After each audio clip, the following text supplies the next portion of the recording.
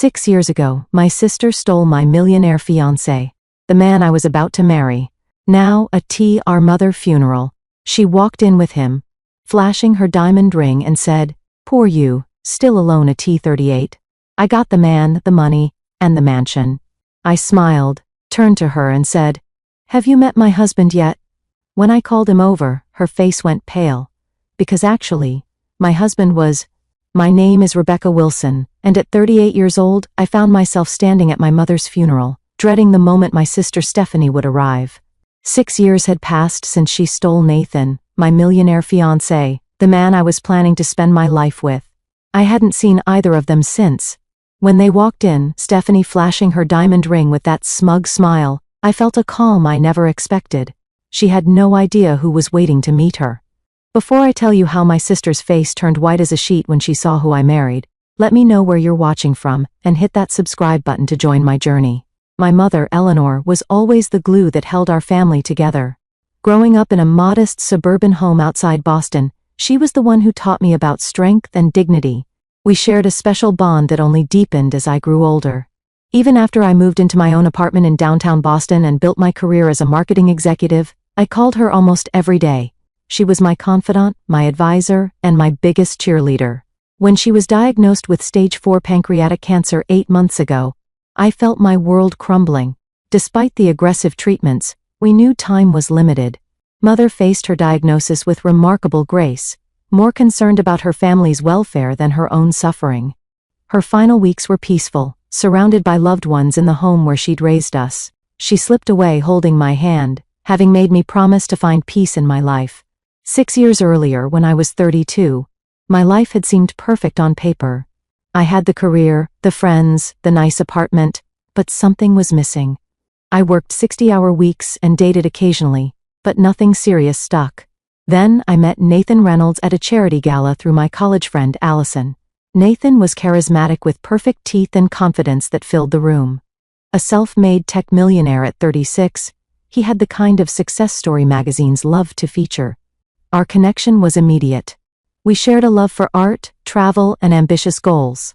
After our first date at an exclusive restaurant overlooking the harbor, I called my mother and told her I'd met someone special. Our relationship progressed quickly. Weekend trips to Martha's Vineyard, boxed seats at symphony performances, and intimate dinners became our routine. Nathan was attentive and generous, always bringing thoughtful gifts and planning elaborate dates. After 18 months together, during a private dinner on a yacht in Boston Harbor, Nathan proposed with a 5-carat diamond ring. I said yes without hesitation. My parents were thrilled, especially my mother, who immediately began envisioning the perfect wedding. Nathan had the resources to make any wedding dream come true, and Eleanor insisted we shouldn't hold back. Then there was my younger sister Stephanie. Only 2 years younger than me, we had a complicated relationship growing up. As children, we were close despite the constant competition. Stephanie always wanted what I had, from toys to friends to attention. If I achieved something, she had to match or exceed it. Mother always tried to keep the peace, giving each of us special time and attention. Despite our history, I chose Stephanie as my maid of honor. Mother said it would bring us closer, and I wanted to believe that as adults, we had moved beyond childish jealousy. When I introduced Stephanie to Nathan at a family dinner, she complimented him excessively. I noticed her touching his arm while laughing at his jokes, but dismissed it as Stephanie being her usual charming self. We held our engagement party at my parents' colonial-style home. Stephanie helped Mother with decorations, hanging fairy lights across the backyard and arranging flowers. Throughout the evening I caught Stephanie watching Nathan across the room, but when our eyes met she quickly smiled and raised her glass in my direction. Later that night, as guests were leaving, Mother pulled me aside in the kitchen. "Rebecca, dear, I notice Stephanie seems quite taken with Nathan," she said carefully, arranging leftover appetizers into containers. "She's just being friendly, Mom," I replied, washing champagne flutes in the sink. "Besides, she's dating that pharmaceutical rep, Brian." Mother nodded, but didn't seem convinced. "Just be careful, honey. You know how your sister can get when you have something she admires." I kissed her cheek and assured her everything was fine. "We're adults now, Mom. Stephanie's happy for me. I'm sure of it." How wrong I was. How painfully, devastatingly wrong. 3 months before our wedding, I began noticing subtle changes in Nathan. He started working later, often answering texts at odd hours with the excuse of international clients. Our usual Friday date nights were frequently rescheduled due to emergency meetings. When we were together, he seemed distracted, checking his phone constantly, and offering only partial attention to our conversations. More concerning was how he began criticizing things he once loved about me. My laugh was suddenly too loud in public. My favorite blue dress that he previously adored now made me look washed out. Even my habit of reading before bed, which he'd found endearing, became annoying because of the light keeping him awake. Meanwhile, Stephanie started calling more frequently, always with questions about wedding details. "I just want everything to be perfect for my big sister," she'd say, though Mother was handling most of the planning. Stephanie volunteered to help with vendor meetings I couldn't attend due to work commitments. One Thursday evening, Nathan and I had dinner at an upscale Italian restaurant downtown. He barely made eye contact, responding to my stories about work with one-word answers. When his phone buzzed for the 5th time, I reached my limit. "Is there something more important happening elsewhere?" I asked, trying to keep my voice light despite my growing irritation. "Sorry, just work stuff," he muttered, putting his phone face down on the table. "You know how it is before a product launch." Later that week, I noticed unfamiliar perfume on Nathan's collar when doing laundry. It was floral and heavy, nothing like the subtle scent I wore. When confronted, Nathan explained he'd been in meetings all day with a potential investor, Rebecca Mills, who apparently wore overpowering perfume and had hugged him goodbye. The explanation seemed plausible. I wanted to believe him. I called my friend Allison, expressing my concerns over coffee the next morning. "Every relationship gets jittery before the wedding," Allison reassured me, stirring her latte. "Parker and I fought constantly the month before our wedding, and now we've been married 5 years. But the knot in my stomach wouldn't dissolve." Mother noticed my anxiety during our weekly lunch. "You seem distracted, sweetheart," she said, reaching across the table to touch my hand. "Wedding stress or something else?" I forced a smile. "Just busy with the final arrangements. Everything's fine." But everything wasn't fine. I started making more effort, thinking perhaps I'd been taking Nathan for granted. I booked a spa day, bought new lingerie, tried cooking his favorite meals. The more I tried, the more distant he became. Then came the cake tasting appointment Nathan had been looking forward to for weeks. That morning, he called claiming an unexpected meeting with investors. "Stephanie can go with you," he suggested. "She knows my preferences anyway." When I hung up, I felt sick. How did my sister know my fiancé's cake preferences better than I did? Still, I accepted her offer to join me. The next day, cleaning Nathan's car before a dinner party, I found an earring wedged between the passenger seat and center console. A dangling silver earring with a tiny sapphire that I immediately recognized as Stephanie's. My sister had worn those earrings to my engagement party, a gift from our grandmother. When I showed Nathan the earring that evening, his face remained perfectly composed. "Oh, your sister must have dropped it when I gave her a ride to the florist last week," he said smoothly. "She mentioned losing an earring. You never told me you drove Stephanie to the florist," I said, my voice barely above a whisper. "Didn't I?" It must have slipped my mind. It wasn't important. When I called Stephanie, her explanation matched his perfectly. Too perfectly. Oh, thank goodness. I've been looking everywhere for that earring. Nathan was kind enough to drive me since my car was in the shop. That night, I couldn't sleep, thoughts racing through my mind. Had they rehearsed their story? Was I being paranoid? My weight began dropping from stress and dark circles formed under my eyes. I started seeing a therapist without telling Nathan. 3 weeks before the wedding, Nathan suggested we postpone. "I'm worried about you, Rebecca. You're not yourself lately. Maybe we're rushing things." I broke down, begging him to tell me what was wrong, what I had done, how I could fix it. He held me, assuring me everything was fine, but his eyes were vacant. That night, I woke at 3 a.m. to find Nathan's side of the bed empty. From the hallway, I heard his hushed voice from the guest bedroom. "Not now. She'll hear us." I know. Soon, I promise." The next day, I decided to surprise Nathan at his office with lunch. My father Thomas called as I was leaving my apartment. "Rebecca, are you eating properly?"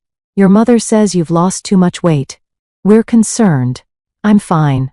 Det. Elite. Just pre-wedding jitters. I'm actually bringing Nathan lunch right now. Good. That boy better be treating my daughter like a queen. If only he knew. The security guard at Nathan's building recognized me and waved me through with a smile. On the elevator ride to the 12th floor, I checked my reflection in the mirrored wall, trying to smooth the worry lines that had formed between my eyebrows. The lunch bag in my hand contained Nathan's favorite sandwich from the deli across from my office. When I reached the reception area, Nathan's secretary Margot looked up from her computer, her eyes widening with surprise. Rebecca, we weren't expecting you today. Her gaze darted to Nathan's closed office door, then back to me. Nathan is in a meeting right now. That's okay, I said, lifting the lunch bag. I just brought him lunch. I can wait. Margot stood quickly, blocking my path. Actually, he specifically asked not to be disturbed. Perhaps I could let him know you're here. Something in her nervous manner triggered my suspicions. Is he alone in there, Margot? Her hesitation told me everything. Before she could respond, I walked past her and pushed open Nathan's office door. The scene burned into my memory forever. Nathan leaning against his desk, his hands on my sister's waist, her arms wrapped around his neck, their lips locked in a passionate kiss. Neither noticed me at first, giving me several excruciating seconds to absorb every detail. Stephanie's skirt pushed up, Nathan's tie loosened, the familiarity in their embrace that spoke of countless similar moments. When the door clicked shut behind me, they sprang apart. 3 faces frozen in a tableau of shock. Rebecca. Nathan recovered first, straightening his tie. This isn't what it looks like. Stephanie didn't even attempt such a transparent lie. Instead, she lifted her chin defiantly. We didn't plan this. It just happened. The calm that washed over me was surprising. How long? Nathan glanced at Stephanie, then back to me. Rebecca. Let's discuss this privately. How long? My voice remained steady. For months, Stephanie answered. Since the engagement party. For months. Nearly half our engagement. While I'd been selecting wedding invitations and choosing floral arrangements, they had been betraying me. Nathan moved behind his desk, distancing himself physically as if preparing for a business negotiation. I didn't mean for this to happen, Rebecca. Sometimes feelings change. I was going to tell you after. After what? After the wedding? After our honeymoon? I was trying to find the right time. His voice had the practiced smoothness he used for difficult client meetings. The lunch bag dropped from my hand. I trusted you. Both of you. Stephanie at least had the decency to look uncomfortable. It just happened, Becca. We tried to fight it. Don't call me Becca. The childhood nickname felt like another violation, and nothing just happens for 4 months. You made choices. Every secret call, every lie, every time you looked me in the eye knowing what you were doing. Nathan pressed the intercom button. Margot, please come in. Moments later, Margot appeared, pointedly avoiding my gaze. Please escort Rebecca out. She's upset. I'm escorting myself out, I said, my dignity somehow intact despite feeling shattered inside. You deserve each other. In the elevator, the tears finally came. By the time I reached my car, I was struggling to breathe between sobs. The drive home remains a blur in my memory. I only remember calling my mother from my apartment, curled on the bathroom floor, unable to form coherent sentences through my crying. Mother and father arrived within the hour, using their emergency key to enter, when I couldn't bring myself to open the door. Mother held me while I told them everything, father pacing the living room, his face growing redder with each detail. I'll kill him, he muttered, hand over his heart. Both of them. Thomas, your blood pressure, Mother warned, though her own face showed equal fury. The next days passed in a haze of pain. Mother helped me call vendors to cancel wedding arrangements, while father handled the financial aspects. When I returned the engagement ring to Nathan's apartment, left with the doorman, I couldn't bear to see him. I found Stephanie had already moved her things in. Most of her clothes were there, family photos arranged on shelves that once held mine. Nathan's email about dividing our shared assets was coldly efficient, mentioning that Stephanie had helped him catalog my remaining belongings. The betrayal ran deeper than I initially realized. Through mutual friends, I learned they had been meeting secretly whenever I worked late or traveled for business. Stephanie had pursued him deliberately, finding excuses to see him alone, sending texts and photos when I wasn't around. The scandal spread quickly through our social circle. Some friends sided with me, others with Nathan, citing his influence in the business community. Several admitted they'd noticed flirtation between Nathan and Stephanie, but hadn't wanted to get involved. Their cowardice stung almost as much as the betrayal. Mother became my lifeline during those dark months. She brought food when I couldn't eat, listened to my tearful rants, and stayed overnight when the loneliness became unbearable. She tried repeatedly to mediate between Stephanie and me, inviting us both to family dinners that inevitably ended in tense silence or bitter arguments. During one such dinner, Stephanie snapped after I refused to pass her the salt. "You always got everything first, Rebecca. The grades, the job, the apartment. For once, I got something before you did. My fiancé wasn't a prize to be won," I replied, my voice shaking. "He was the man I loved and trusted." Mother put her fork down. "Stephanie Marie Thompson, apologize to your sister right now." "For what?" "Being honest, Nathan chose me. He loves me now." I stood, napkin thrown onto my plate. "I can't do this anymore, Mom. I'm sorry." It was the last family dinner I attended with Stephanie present. Father's heart problems worsened from the stress of his daughter's feud, requiring medication adjustment and additional doctor visits. Mother aged years and months, the lines around her eyes deepening as she tried desperately to hold her family together. 6 months after discovering Nathan and Stephanie's betrayal, I hit rock bottom. My therapist diagnosed me with depression and recommended medication. Work suffered as I struggled to focus, eventually losing a major client after a disastrous presentation where I broke down crying. My boss suggested a leave of absence, but I knew staying in Boston, where memories lurked around every corner, would only prolong my suffering. When a marketing director position opened in our Chicago branch, I applied immediately. The interview went surprisingly well, my desperation for change perhaps reading as enthusiasm. 2 weeks later, I received the offer. Mother helped me pack my apartment, carefully wrapping photos and mementos in tissue paper. As we sorted through my belongings, deciding what to keep and what to donate, she broached the subject that hung between us. "Will you ever consider forgiving Stephanie?" she asked, sealing a box with packing tape. I continued folding sweaters without looking up. "I don't know, Mom. Not now. Maybe not ever. Forgiveness isn't about them deserving it," she said softly.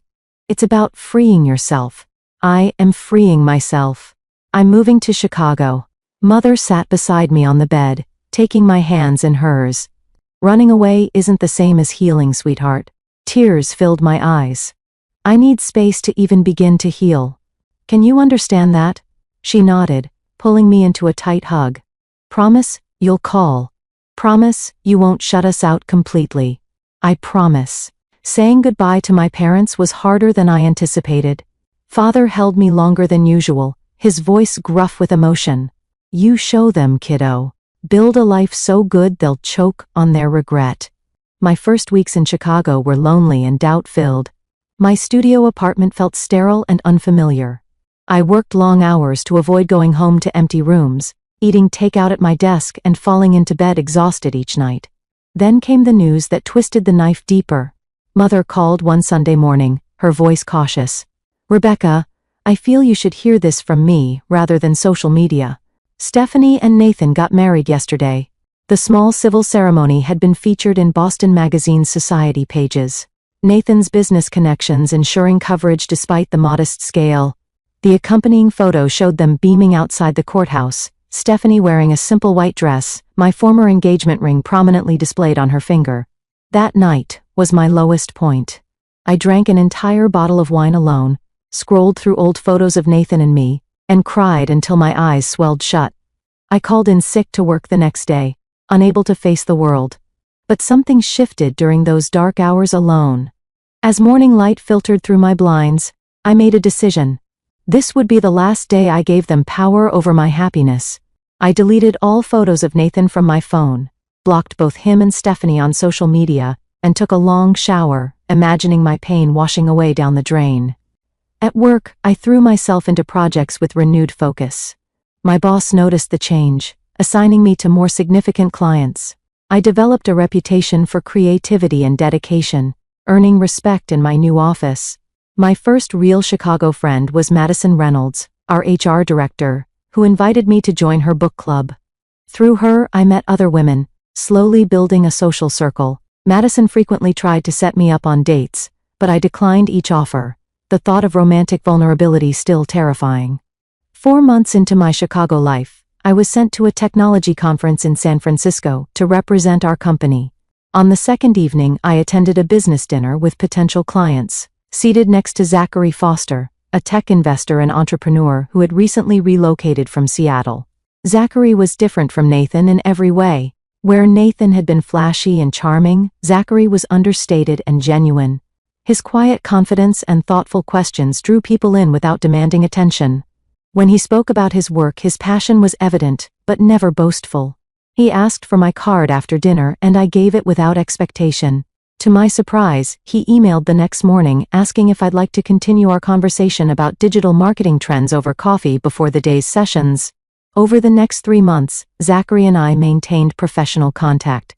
He referred clients to my agency, and I introduced him to my Chicago business connections. Madison noticed our frequent work lunches and raised an eyebrow. "He likes you, Rebecca. And, not just professionally, we're just colleagues," I insisted. "Colleagues don't look at each other the way he looks at you." Eventually, Zachary asked me to dinner at a restaurant unrelated to work. I panicked, almost canceling twice before forcing myself to go. 20 minutes into the date, discussing our favorite books, I had a full-blown panic attack. My hands shook, breathing became difficult, and tears welled in my eyes. Instead of being embarrassed or annoyed, Zachary moved to sit beside me, speaking calmly until my breathing normalized. He drove me home without pressure or questions. The next day, flowers arrived at my office with a note. "No pressure, no expectations. Just hoping you're feeling better, Zachary." That evening I called him and shared everything about Nathan and Stephanie. He listened without interruption, then shared his own story of heartbreak from his past marriage that ended when his wife left him for his business partner, taking half their joint company in the divorce. "Broken trust leaves scars," he said. "Anyone worth your time will understand that healing isn't linear." Over the following months, we built a foundation of friendship first. Zachary never pushed for more than I could give, respecting my boundaries while remaining steadfastly present. For our 5th date, he cooked dinner at his apartment, instead of taking me to a crowded restaurant that might trigger my anxiety. When panic occasionally resurfaced, he knew exactly how to help me through it. For the first time since Nathan, I began to believe that maybe, just maybe, trust was possible again. 1 year after moving to Chicago, I barely recognized my life. My promotion to senior marketing director came with a corner office overlooking the river. My circle of friends had expanded beyond Madison to include several close confidants. And most surprisingly, I had fallen deeply in love with Zachary. Unlike Nathan's flashy courtship, Zachary's love manifested in consistent, thoughtful ways. He remembered small details, like how I preferred oat milk in my coffee or which true crime podcasts I followed. He respected my independence while offering unwavering support. Most importantly, he never compared me to anyone else or tried to change me. I met Zachary's sister Caroline during her visit from Portland. We connected immediately, exchanging numbers and developing our own friendship independent of Zachary. She told me stories of their childhood in Seattle, painting a picture of the boy who became the man I was growing to love. My relationship with my parents continued from a distance. I called Mother weekly, carefully steering conversations away from Stephanie. Father occasionally joined these calls, his gruff voice softening when telling me how proud he was of my fresh start. I visited twice that year, timing my trips when I knew Stephanie and Nathan would be away. Mother provided occasional updates about them. Their marriage appeared perfect on social media, Stephanie posting photos of luxury vacations and charity galas. According to Mother, they had purchased a large house in Beacon Hill and were renovating extensively. "Stephanie asks about you sometimes," Mother mentioned during one call. "What do you tell her?" I asked, stirring pasta sauce on my stove. "That you're doing well. That you're building a new life. Does she ever express regret?" Mother sighed, in her way. "She gets quiet when your name comes up. My therapy continued in Chicago, my new therapist helping me process the betrayal and build healthier relationship patterns. I learned to recognize my triggers and communicate boundaries effectively. Slowly, the nightmares about Nathan and Stephanie faded. In June, Zachary surprised me with a weekend trip to Michigan's wine country. We stayed at a charming bed and breakfast surrounded by vineyards, spent afternoons wine tasting, and evenings watching the sunset over Lake Michigan. For the first time in years, I felt completely present and happy, without the shadow of past betrayal hanging over me. On our last evening, walking through a garden filled with early summer blooms at the Chicago Botanic Garden, Zachary stopped beneath a trellis covered in climbing roses. "Rebecca," he said, taking both my hands in his, "this past year, knowing you has been the greatest gift of my life." When he knelt, producing a ring box from his pocket, panic flashed briefly. Images of Nathan's proposal threatened to overshadow this moment. But looking into Zachary's eyes, I saw only sincerity and love. "I'm not asking for an answer today," he said, seeming to read my hesitation. "I just want you to know that whenever you're ready, whether that's tomorrow or next year, I'll be here." Tears filled my eyes, but not from fear or pain. "Yes," I whispered. "I'm ready now." The ring was nothing like the ostentatious diamond Nathan had given me. A simple emerald with small diamonds on either side, elegant and understated like our relationship. That night, I called my parents with the news. Mother cried happy tears. "He sounds wonderful, darling. When can we meet him?" "Soon," I promised. "Very soon." We planned a small wedding, only 30 guests at a historic Chicago venue. At Mother's urging, I sent Stephanie an invitation, more as a gesture toward healing than an expectation of attendance. Her response came via email, brief and cold. "Congratulations on your engagement. Unfortunately, Nathan and I have prior commitments on that date. Best wishes for your future." Mother was disappointed but unsurprised. "Give her time, Rebecca. This is progress compared to where you both were." Our wedding day arrived, intimate and joyful, with my parents, new friends, and Zachary's family in attendance. Father walked me down the aisle, whispering, "I haven't seen you this happy in years, kiddo." Zachary's vows acknowledged our journey. "Rebecca, I promise to remember that love is both strong and fragile, requiring care and commitment every day. I promise to be worthy of the trust you've given me, knowing how precious and hard-won that gift is." We built our life together in Chicago, buying a brownstone that we renovated together. My career continued advancing, eventually leading to a vice president position. Zachary's investment firm grew, focusing on supporting women-led tech startups.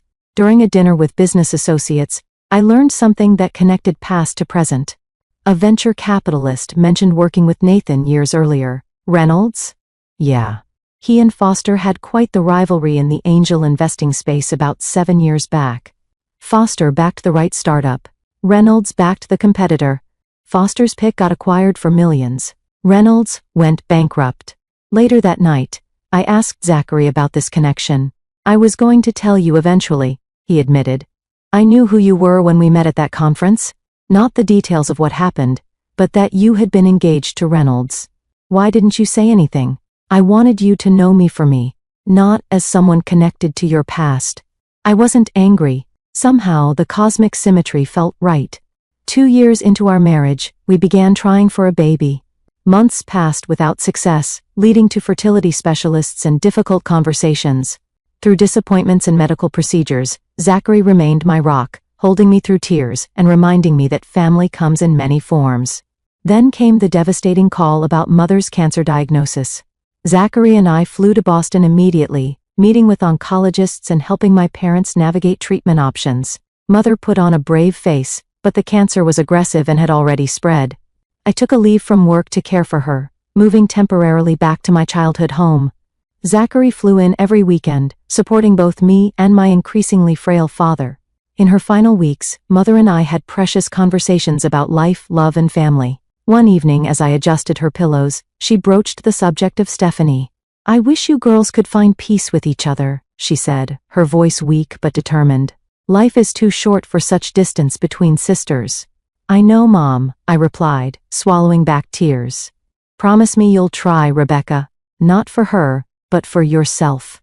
And maybe a little bit for your old mother." I promised, not knowing if I could keep it, but wanting to give her peace. Mother passed peacefully 3 days later, Zachary, father and I at her bedside. I called Stephanie immediately, the first direct communication we'd had in years. "Mom's gone," I said when she answered. Her sharp intake of breath was the only sound for several seconds. "I'll be there in an hour," she finally replied, her voice breaking. We met at our parents' house, hugging briefly and awkwardly, before turning our attention to father and funeral arrangements. The real test would come at the funeral itself, where years of hurt and anger would collide with fresh grief and Mother's final wish. The morning of Mother's funeral dawned gray and drizzly, fitting the somber occasion. I stood before the mirror in my childhood bedroom, adjusting my black dress and wondering how I would survive the day ahead. Zachary appeared behind me, handsome in his dark suit, placing his hands gently on my shoulders. "I'm right beside you today," he said, meeting my eyes in the reflection. Whatever happens, downstairs, Father sat at the kitchen table, staring blankly at his untouched coffee. The past week had hollowed him out, his tall frame suddenly stooped with grief. At 72, he seemed to have aged a decade since Mother's diagnosis. "Ready, Dad?" I asked softly, touching a shoulder. He nodded, rising slowly. Eleanor always said funerals aren't for the dead, they're for the living. Never understood that, until now. The funeral home was already filling with extended family and friends when we arrived. I stayed close to Father, greeting people with mechanical smiles and accepting condolences from faces I barely recognized. Cousins from California, Mother's college roommate, neighbors from throughout my parents' 40 years in their home. "You look just like Eleanor at your age," my great-aunt Patricia said, patting my cheek. "She would be proud of the woman you've become." "How have you been, dear?" asked my mother's friend Judith. "Eleanor mentioned you moved away. Chicago, was it?" "Yes, almost 5 years now," I replied, not adding that my sister's betrayal had prompted the move. As I guided Father to his seat in the front row, Zachary at his other side, a murmur rippled through the gathering. I turned to see Stephanie and Nathan entering, their appearance causing heads to turn and whispers to spread. Stephanie wore an expensive black dress that highlighted her slender figure, diamond earrings catching the light. Nathan looked uncomfortable in his perfectly tailored suit, his arm around my sister's waist in a show of support. Her left hand rested prominently on her purse, the massive diamond engagement ring and wedding band impossible to miss. Father stiffened beside me. "Thomas, breathe," I whispered, concerned about his heart. They made their way forward, stopping to speak with various attendees. I kept my eyes front, focusing on the large photo of Mother displayed beside her closed casket, her warm smile easing some of my anxiety. Eventually, they reached the front. Stephanie embraced Father, who returned the hug stiffly. Nathan shook his hand, receiving only a curt nod in response. "Rebecca," Stephanie said, turning to me with an expression I couldn't quite read. "It's been a long time." "Yes," I replied simply, not trusting myself with more words. Nathan nodded awkwardly. "Sorry for your loss." Zachary had stepped away to speak with the funeral director, leaving me momentarily alone with them. Stephanie seized the opportunity. "I need to speak with you privately," she said, gesturing toward a side room. Against my better judgment, I followed her, wanting to avoid a scene at Mother's funeral. The small room contained only a few chairs and a box of tissues, clearly designated for mourners needing private moments. Stephanie closed the door behind us. Up close, I noticed fine lines around her eyes that her expensive makeup couldn't quite conceal. "You look thin," she remarked, her gaze assessing me critically. "Grief does that," I replied flatly. She fiddled with her ring, twisting it around her finger. "Nathan and I bought a summer house on Cape Cod last month. 8 bedrooms, private beach access." I remained silent, wondering why she felt compelled to share this information. "We're considering starting a family soon," she continued. "Nathan's company just acquired 2 startups, and we're renovating the 3rd floor for a nursery." "Congratulations," I said, my voice devoid of emotion. "Is there something specific you wanted to discuss about the funeral arrangements?" Her smile turned sharp. "I just thought you might want to know how well we're doing. Poor you still alone at 38. I got the man, the money, and the mansion." The familiar pain flared briefly, then subsided. 6 years ago, her words would have devastated me. Today, they seemed pathetic and desperate. I smiled genuinely. "Have you met my husband yet?" Her expression faltered. Husband? Zachary, I called, opening the door to find him waiting nearby. Come meet my sister. As Zachary entered the room, Nathan appeared behind him, clearly having been watching our interaction. When the men made eye contact, Nathan's face drained of color. Foster, he said, his confident demeanor cracking. Reynolds. Zachary's tone remained professional but cool.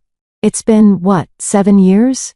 Not since Macintosh acquired Innotech instead of your client CompuServe, right?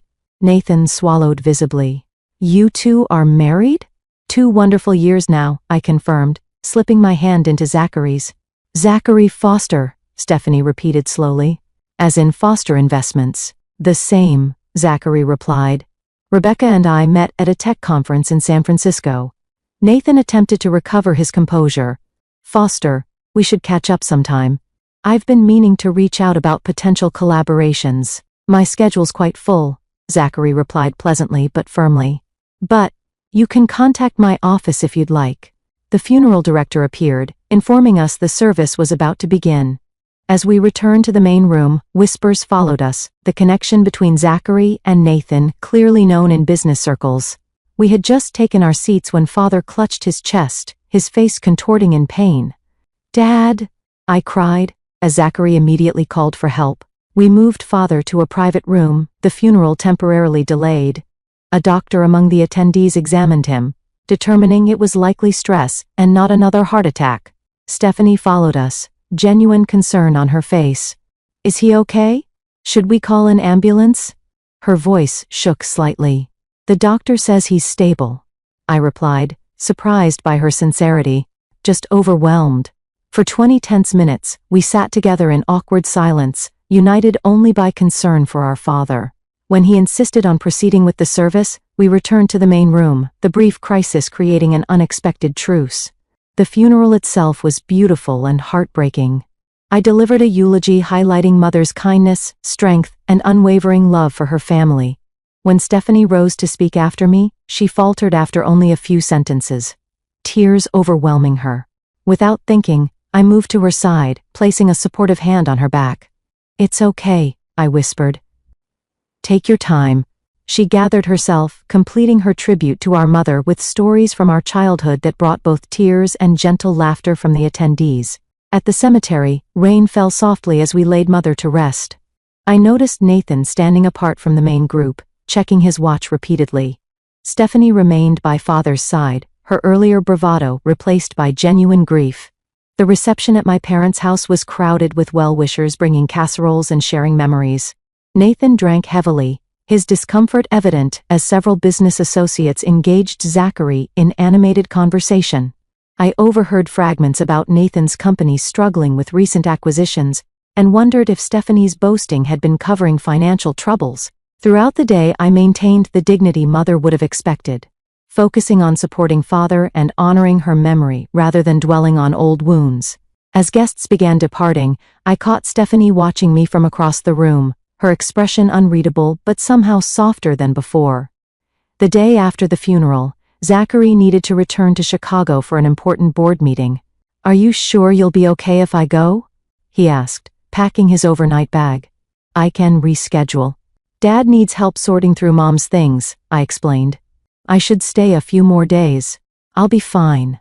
After seeing Zachary off at the airport, I returned to my parents' house to find Father sitting in Mother's garden, a photo album open on his lap.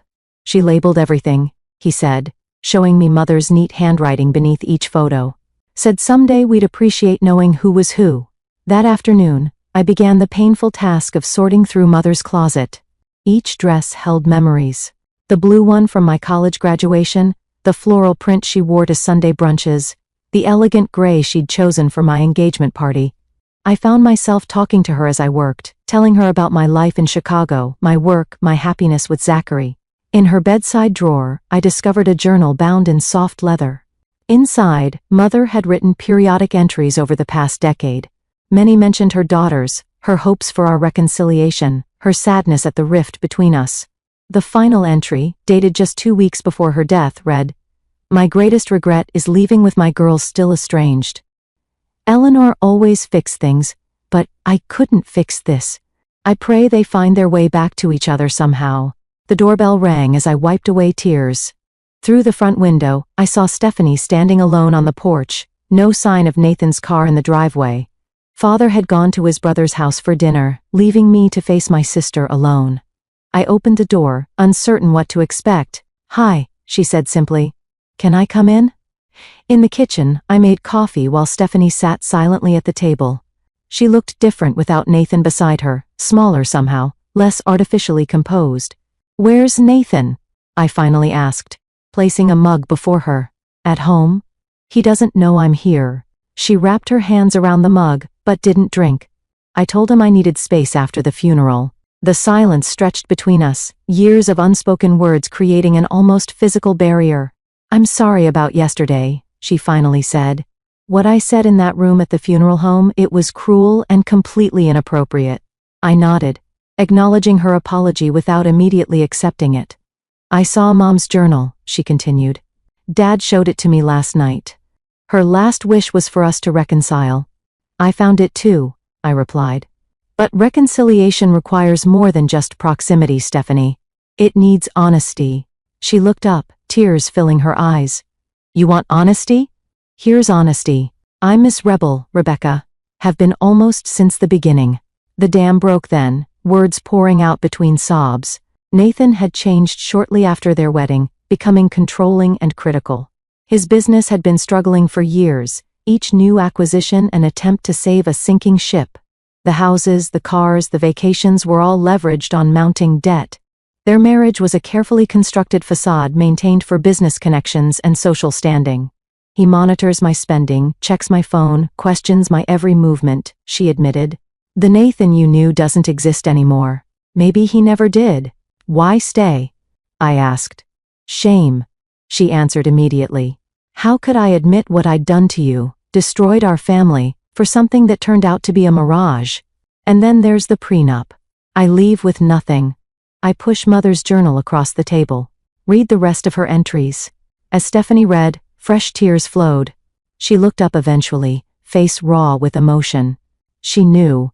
She saw through everything. "Mom always did." I agreed. "I've hated myself for years," Stephanie whispered. "Every time Mom mentioned you, every accomplishment of yours she proudly shared, I felt the weight of what I'd done. I'm planning to leave him, Rebecca. I've been secretly consulting a lawyer. My feelings were complicated, vindication mixed with unexpected compassion. The sister who had caused me such pain was suffering consequences I wouldn't have wished on anyone. I don't expect forgiveness," she continued. "I don't deserve it. But I needed you to know the truth before I blow up my life again." We spent the next hours looking through Mother's belongings together, sharing memories both painful and precious. Stephanie recalled Mother teaching us to bake cookies, how she never mixed the separate batches because I liked chocolate chip, and Stephanie preferred sugar cookies. "Remember how she used to leave notes in our lunchboxes?" Stephanie asked, smiling through tears. "Different messages every day," I nodded. "She never repeated one. We weren't instantly healed, the wounds too deep for immediate closure. But as evening fell, something had shifted between us, Mother's love creating a fragile bridge across years of hurt. "What will you?" I asked. "Does Stephanie prepare to leave?" "File for divorce when my lawyer says the timing is right. Rent a small apartment. Start over." She paused at the door. "What about you? Will you go back to Chicago?" "Yes, my life is there now. With Zachary." "You seem happy," she said, a statement rather than a question. "I am truly happy. I'm glad one of us should be." We hugged briefly, awkwardly, before she left.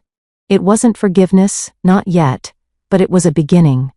Back in Chicago, I settled into life with Zachary, our brownstone, and my rewarding career. 6 months after Mother's funeral, I discovered I was pregnant after years of trying. The joy was tempered with sadness that Mother wouldn't meet her grandchild, but I felt her presence in quiet moments. Stephanie and I maintained cautious contact through occasional phone calls. She had filed for divorce and moved into a modest apartment, finding work at a small marketing firm. The gossip and judgment she faced in Boston social circles was difficult, but she seemed determined to rebuild authentically. The path that led me here was never one I would have chosen. Losing Nathan had seemed like the end of my world, but it had actually been the beginning of a far better one. With Zachary, I found not just love but partnership, respect, and unwavering support. His success never overshadowed mine but complemented it, each of us growing stronger together. Mother had been right about forgiveness being for ourselves rather than others. The weight of anger and resentment had lifted gradually, allowing me to see my past with clarity and my future with hope. The scars remained, but they no longer defined me. As I sat in our nursery, Zachary painting the walls a soft green, I thought about the lessons I would someday share with our child. How loss can lead to finding. How endings create space for beginnings. How the hardest moments often direct us toward our truest path. My life had become richer and more authentic than I could have imagined during those dark days, 6 years ago. Not despite the betrayal, but because of how it forced me to rebuild with greater wisdom and intention. Have you ever experienced a painful loss that eventually led you to something better? I'd love to hear your stories in the comments below. And if this journey resonated with you, please subscribe and share with someone who might need to hear that pain doesn't get the final word in their story. Thank you for listening, and remember that sometimes the most difficult chapters lead to the most beautiful endings. Leave a comment, hit that like button, and subscribe for more stories of resilience and unexpected blessings.